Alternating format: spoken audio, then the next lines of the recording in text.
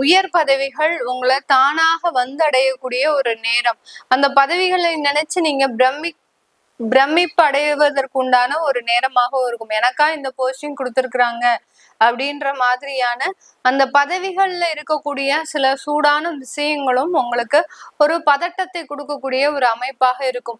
ஆனா அந்த கடமைகளை செவ்வனே செய்வீங்களா அப்படின்னா அதுல ஒரு கேள்வி இருக்கு. அந்த கடமைகளை நிறைவேற்றுவதில் கொஞ்சம் தயக்கம் இருக்கும். உங்களால சில பொறுப்புகள்ல உங்களுடைய உயர் அதிகாரிகளை மீறி செய்ய முடியாத ஒரு சூழ்நிலை, இந்த மாதிரியாகலாம் அலுவலகத்துல சில நெருக்கடிகளையும் சந்திப்பதற்குண்டான ஒரு கால சூழ்நிலை தான் இந்த தனுசு ராசி என்பவர்களுக்கு. வேலை இழப்புகள்ல இருக்கிறவங்களுக்கு ஒண்ணுமே நீங்க கவலைப்பட வேண்டாம். வேலையெல்லாம் ஈஸியா கிடைக்கும். உங்களுக்கு இந்த அக்டோபர் மாதத்துல இருந்து வேலை இழப்புகள்லாம் இந்த தனுசு ராசி என்பவர்களுக்கு இருக்கவே இருக்காது. நீங்களா மாறி உங்களுடைய மனம் மாறி நீங்க வேற இடத்துக்கு மாறணும் அப்படின்னு நினைச்சா மட்டும்தான் நீங்க மாற்றம் செய்வதற்குண்டான ஒரு தருணம் இருக்கு.